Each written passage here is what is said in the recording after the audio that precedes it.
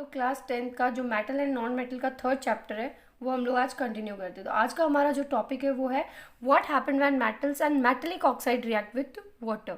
जब हमारा मेटल किसके साथ रिएक्ट करता है, ऑक्सीजन के साथ, तो ऑक्साइड्स का फॉर्मेशन करता था। लेकिन जब मेटल किसके साथ रिएक्ट करता है, वाटर के साथ, तो भी क्या करता है, ऑक्साइड का फॉर्मेशन करता है। और जब मेटेलिक ऑक्साइड, मेटल ऑक्साइड जब रिएक्ट करता है वाटर के साथ, मेटल ऑक्साइड वाटर के साथ जब रिएक्ट करता है तो क्या बनाता है, मेटल हाइड्रोक्साइड। और मेटल जब वाटर के साथ रिएक्ट करता है तो क्या बनाता है, मेटल ऑक्साइड्स बनाता है। लेकिन but all metals do not react with water. हाँ, लेकिन सभी मेटल्स जो है वो वाटर के साथ क्या नहीं होते, रिएक्टिव नहीं होते। मेटल जब वाटर के साथ कंबाइन होता है तो मेटल ऑक्साइड बनाता है, साथ में हमारा जो बाई प्रोडक्ट होता है वो हाइड्रोजन गैस निकलती है।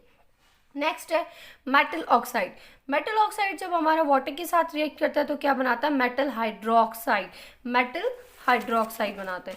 नेक्स्ट है जब सोडियम हमारा है पोटेशियम रिएक्ट करता है, सोडियम और जो पोटेशियम है हमारा वो वॉलेटाइली रिएक्ट करता है, किसके साथ, कोल्ड वाटर के साथ रिएक्ट करता है ये।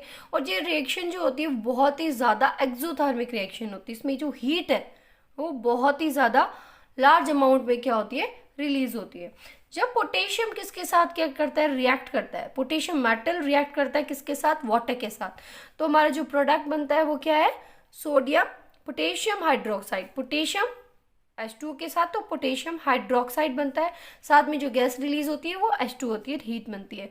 लेकिन जब हमारा पोटेशियम ऑक्साइड रिएक्ट करता है वाटर के साथ तो पोटेशियम हाइड्रोक्साइड बनाएगा। ठीक है, अब यहाँ सोडियम भी किसके साथ, वाटर के साथ रिएक्ट कर रहा है तो क्या बनाता है, सोडियम हाइड्रोक्साइड। साथ में हमारी जो गैस रिलीज होती है वो क्या होती है, हाइड्रोजन गैस रिलीज होती है। इसमें भी क्या होती है, हीट रिलीज होती है। Na2O जब सोडियम का ऑक्साइड वाटर के साथ तो सोडियम हाइड्रोक्साइड बनाता है, यहाँ पर हाइड्रोजन गैस रिलीज नहीं होती इस रिएक्शन। लेकिन देखो इसमें जब KOH बना या NaOH बना तो हमारा जो हीट रिलीज हुआ है वो बहुत ज़्यादा लार्ज अमाउंट में रिलीज होता है। ठीक है, तो ये किसके साथ, हाइड्रोजन के साथ क्या होगा, बर्न हो जाएगा। बर्न होता है तो ये जो रिएक्शन होती है एक्सोथर्मिक होती है, बहुत ही ज़्यादा हीट रिलीज होती है। तो क्या होता है, एक्सोथर्मिक रिएक्शन होती है, वॉलेटाइल नहीं, बहुत ही ज़्यादा वायलेंट नेचर की होती है ये।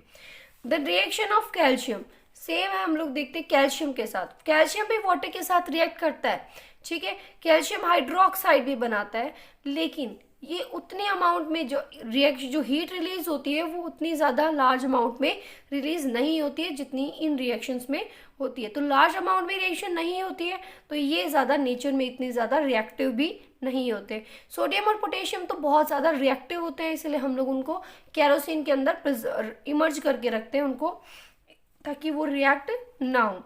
सेम है, कैल्शियम स्टार्ट फ्लोटिंग। जब कैल्शियम किसके साथ, वाटर के साथ रिएक्ट करता है तो कैल्शियम हाइड्रोक्साइड बनाता है, साथ में हमारी जो H2 गैस है वो रिलीज होती है, हीट भी रिलीज होती है, लेकिन अमाउंट बस उसमें क्या होती है, कम होती है। जो कैल्शियम जो है वो फ्लोट करता है, क्या करता है, फ्लोट करता है वाटर के साथ रिएक्ट करने पे। तो जो फ्लोटिंग है उसका रीजन क्या है, हाइड्रोजन गैस का फॉर्मेशन। जो हाइड्रोजन गैस का फॉर्मेशन ही बताता है कि जो कैल्शियम क्या करता है, फ्लोट कर पाता है। Magnesium does not react with cold. Magnesium जो है वो कोल्ड वाटर के साथ रिएक्ट नहीं करता, लेकिन हॉट वाटर के साथ रिएक्ट करके क्या बनाता है, मैग्नीशियम हाइड्रोक्साइड बनाता है। और मैग्नीशियम हाइड्रोक्साइड का फॉर्मेशन होता है, उसके साथ में हमारी गैस रिलीज होती है, hydrogen gas. Hydrogen gas release होती है तो जो हमारी हाइड्रोजन गैस है वही रिस्पॉन्सिबल होती है उसका फ्लोटिंग नेचर के लिए। Mg+2OH माइनस, तो क्या बनाएगा, MgOH का होल ट्वाइस। नेक्स्ट है हमारा मेटल लाइक एल्यूमिनियम, आयरन और zinc do not react with cold water.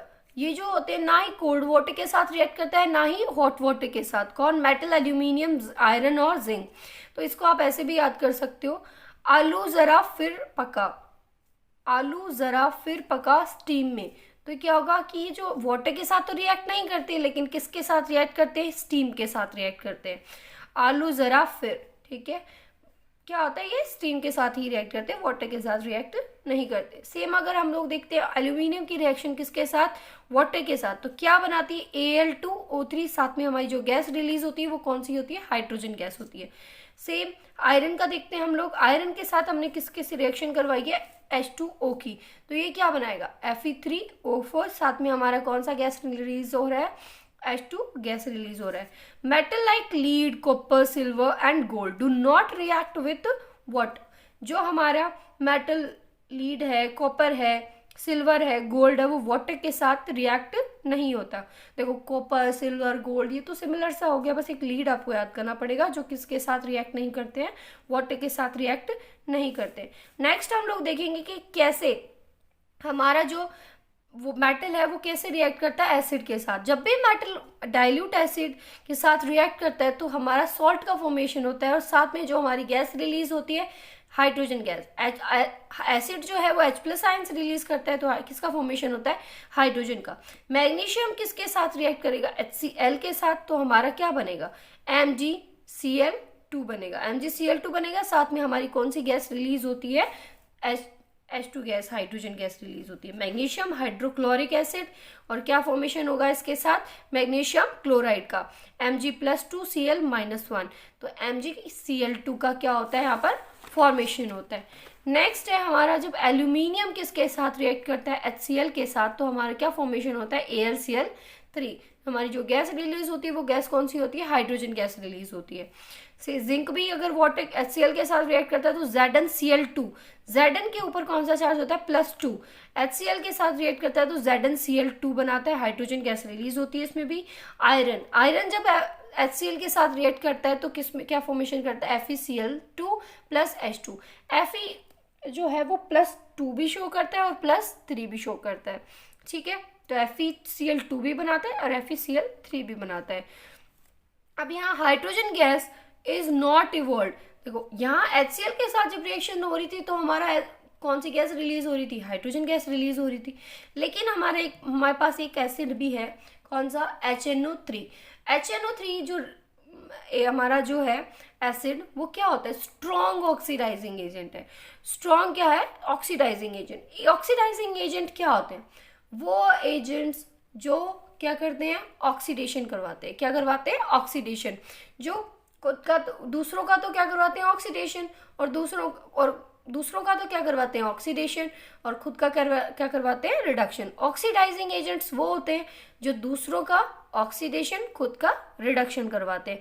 तो HNO3 है, HNO3 का काम क्या है ऑक्सीडेशन का, तो ऑक्सीडेशन मतलब एडिशन ऑफ ऑक्सीजन। अब आप देखो अगर मैं हाइड्रोजन के अंदर ऑक्सीजन प्लस करती हूँ तो हमारा जो प्रोडक्ट बनता है वो क्या बनता है वाटर बनता है। क्या बनता है वाटर बनता है, और खुद का क्या करता है वो रिडक्शन करवा लेता है। खुद का रिडक्शन कैसे, क्योंकि HNO3 का हमारा फॉर्मूला क्या होता है HNO3 नाइट्रिक एसिड। क्या बोलते हैं इसको नाइट्रिक एसिड। अगर इससे मैं हाइड्रोजन को रिमूव करती हूँ, removal of hydrogen is also oxidation, तो ये क्या बनाएगा N2O, NO और NO2 का फॉर्मेशन करता है, जो क्या बताता है रिडक्शन। जो खुद का क्या करता है रिडक्शन और दूसरों का क्या करवाए ऑक्सीडेशन, वही क्या होता है ऑक्सीडाइजिंग एजेंट। अब हमारे पास मैग्नीशियम और मैग्नीज है Mg एंड Mn।